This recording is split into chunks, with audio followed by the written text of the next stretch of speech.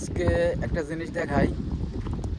আপনারা যে রাষ্ট্রকে সবচেয়ে বেশি ভালোবাসেন মনে করেন যে মুসলমান কান্ট্রির মধ্যে, সেই রাষ্ট্রটা আসলে আমাদের এই সাগরেরই ওপারে। অর্থাৎ আপনারা বুঝতে পারছেন যে আমি কোন রাষ্ট্রের কথা বলছি। যে আপনারা যে ইরানকে অনেকটা ভালোবাসেন, যে তাদেরকে অনেকটা ভালোবাসেন, সেই রাষ্ট্রটা আসলে ওপাশে। তো এরা হচ্ছে গা হরমুজ প্রণালী, ও পাশেই মনে করেন যে ইরান, আর এই পাশে সৌদি আরব, আর শেষ মাথায় এই লাস্টের মাথায় কুয়েত, আর লাস্টের এ মাথা হচ্ছে আরব সাগর। তো দেখেন এই যে সাগরের যে পানি, আমি তো এখানে অনেকবার আসছি, আসার পরে তো তখন আমি যখন ওই বাংলাদেশে যে সময় বৃষ্টির সময় থাকে বা ওই পুরো বৃষ্টির সময় থাকে আর কি, ওই সময় এখানে পানি মনে করেন যে গরম পড়ে, তখন তখন এই সময় পানি এই জায়গাটা এত উপরে চলে আসে, পুরো এই জায়গায় চলে আসে, পুরো এই জায়গায় চলে আসে। আর এখন মনে করেন যে শীতের শীতের মৌসুম, আর আপনারা জানেন যে সৌদি আরবে কিন্তু কোনো বৃষ্টি হয় না, তেমন বৃষ্টি হয় না, হাতে গোনা দু একদিন বৃষ্টি। আর এই যে আপনার মনে করেন যে এই যে পাথরগুলো দেখতেছেন না, এই সাগরের মধ্যে এই পাথরগুলো এরকম থাকে। আর আপনার যখন শীতকাল আসে তখন এই পানিটা আস্তে আস্তে নেমে যায়, অনেক নেমে যায়, দেখেন কত দূরে চলে গেছে। আমি দেখাই একটু, পানির পাশে যাই, দেখেন। আর দেখেন এই যে পানি আছে, আর এই পাথরগুলো খুবই পিছলা। আর আমাদের বাংলাদেশ ভাইরা কি যেন খুঁজতে আছে, আসলে কি বলতে পারি না, আমি যাবো দেখবো পরে। আর ও পাশে আমাদের বাংলাদেশি ভাইরা আছে যারা জুবাইয়ে থাকে, তারা মনে করেন যে এখানে প্রতি সাপ্তাহিক আসে, আসার পরে মনে করেন অনেকেই মাছ ধরে, মানে নিজেদের টাইম পাস করে আর কি। তো দেখেন আপনার এই জায়গাটা হাঁটলেও অনেকটা রিস্ক মনে হচ্ছে, মানে অনেকটা পিছলা আর কি। দেখেন পানি কত নিচে নেমে গেছে।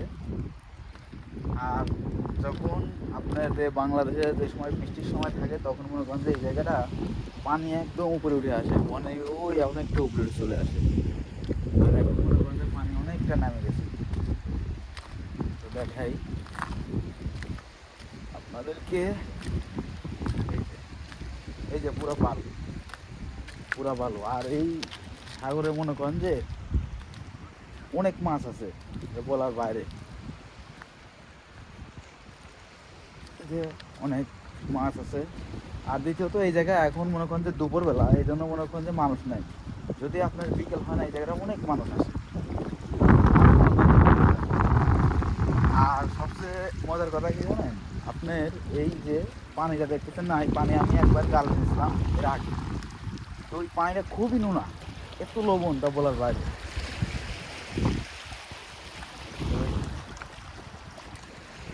এই যে পানি, আর এই যে মনে করেন যে বাতাস চলছে না, বাতাসে একটা ঢেউ আছে। আর ওই দেখেন একটা আপনি এদিকে আসতেছে। তো আপনার যত এই এই নদীতেই মনে করেন যে সবচেয়ে বেশি মনে করেন যে তেলের জাহাজ বা অন্যান্য শিপিং জাহাজগুলো এখান থেকেই যায়। আর এই পাশে মনে করেন যে বন্ধ। তো পানি একটু নামে দেখি আসলে কী অবস্থা। অনেকটা পিছলা আর কি, অনেকটা ঢেউ আসছে আর কি। সিরিজে গেলে আবার মনে করেন যে ভিজে যাইতে পারি, তো বড় বড় ঢেউ আসতেছে। আর এখানে মনে করেন যে বড় মাছ আসতে পারবে না, এরকম করা। তো ওই সামনে যে একটা বাংকার লাগানো আছে, এখানে বড় মাছ আসতে পারে না, এমনি ছোটোখাটো মাছ আছে অনেক। আর পানি মনে করেন যে অনেকটা নিচে নামে আসছে। আর যখন বৃষ্টির সময় আসে তখন মনে হয় পানি উঠে যায়, বড় ঢেউ। পানি একদম নীল, সাগরের পানি একদম নীল। আমি আর একটু নামে দেখি, আসলে পাথরগুলো অনেকটা পিছলা আর কি। পড়ে গেলে মনে করেন যে মোবাইল টোবাইল সব কিছু হয়ে যাবে, দেখে শুনে যেতে হবে। আর পানিটা অনেকটা ঠান্ডা, ভালোই লাগছে। দেখেন অনেকটা ঢেউ আসেই, দেখেন এখানে কতবার একটা ঢেউ, মানে এক জায়গায় যেখানে বাতাসের পরিমাণটা একটু বেশি হয়, সেখান থেকে ঢেউটা উঠে চলে আসে। তো এই পাশে তো মানে কিছু দেখা যায় না, অন্ধকার লাগে, পুরো অন্ধকার। আর এখানে অনেক বাতাস, আমি আজকে আসলে মাইক্রোফোনটা আনি নাই, মনে মনে বাতাসে আমার কথা শোনা যাচ্ছে না।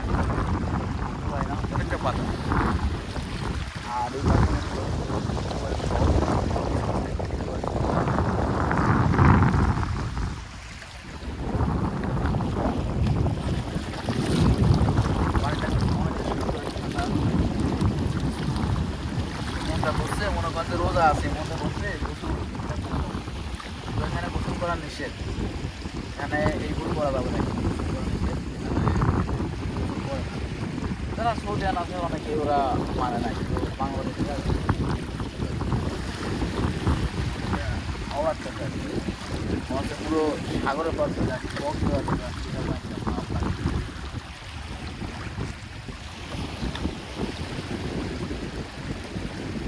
তো আশা করি আপনাদেরকে আমি দেখাতে পারছি।